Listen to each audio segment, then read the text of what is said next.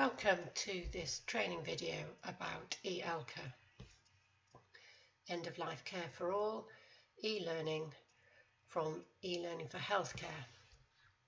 I'm Christina Fall, I'm the National e-ELCA lead, and I'd just like to take you through looking at some of the availability of sessions on e-ELCA.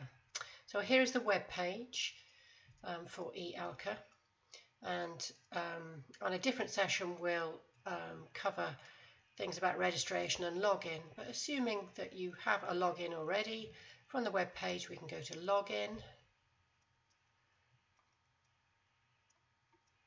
I've already entered my login details and I've come to my e-learning. You can see I'm signed up for lots of different sessions here.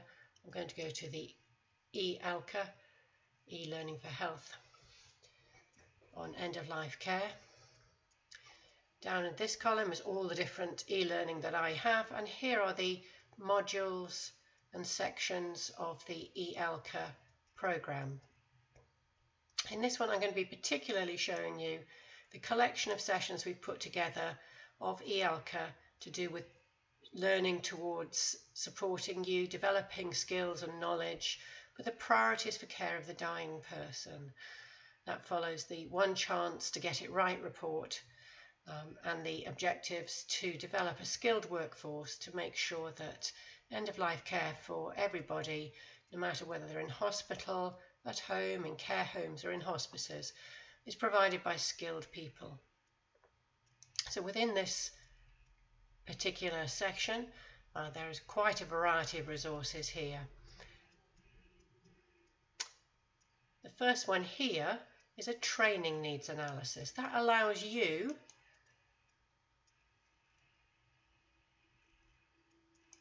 to work out the sort of learning that's most helpful for you based on what you feel confident in, what you feel less confident in, mapping to what's thought to be really important.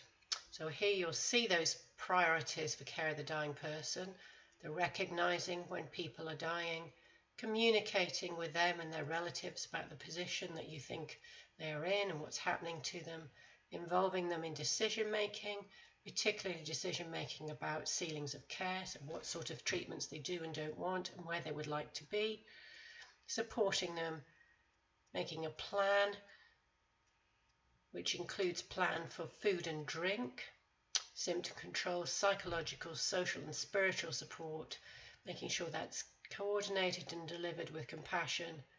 And it's a circular thing, continue to support, communicate and recognize. So those are the 5 priorities.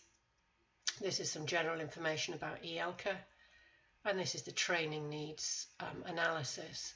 So we've given you questions, 16 questions, against which to map whether you feel that you strongly agree or strongly disagree about your level of confidence usually. So for example, I feel confident that I can act upon holistic needs and choice of the person who's dying. If you don't feel confident, then we're directing you to sessions within section 1, which are here, mostly about assessment for that holistic needs assessment. If you feel if you don't feel competent to identify that the dying phase is imminent, look in section 9.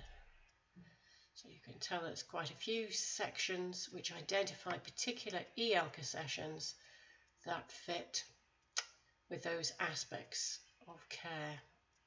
I'm just scrolling down here to section 9 so you can see what sessions are including about recognizing that someone is dying. So this is session number 0214, assessment of dying and after death, breaking bad news, request for organ and tissue donation, request for euthanasia.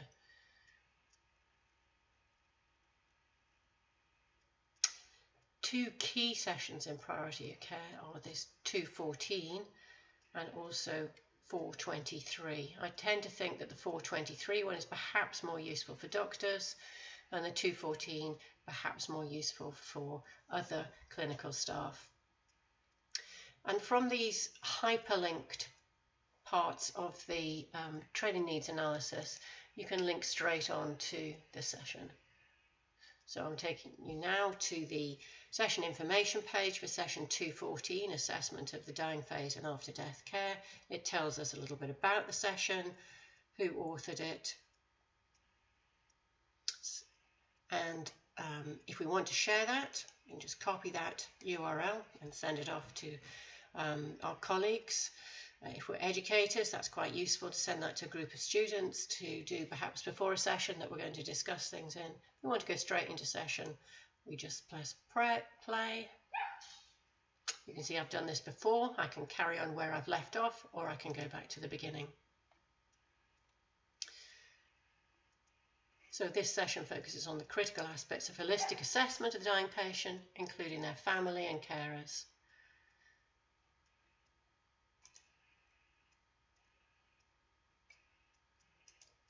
So if we go back to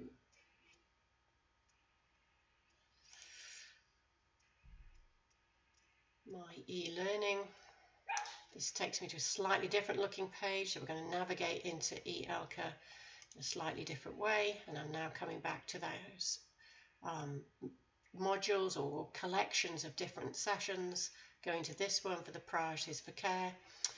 And within this collection of sessions, so we've looked at the training needs analysis section.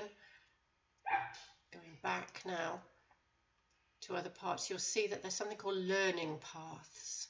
And there are learning paths for doctors, nurses, allied health professionals, and so forth. So if we looked at, for instance, the learning path for social workers, that tells us that there are core and there are additional, and that's so for all these sessions. And if we looked at the core sessions, those are the collection of sessions there that we feel any social worker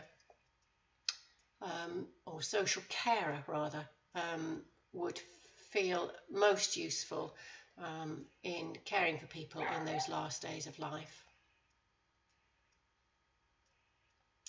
And I'll leave that session at this point.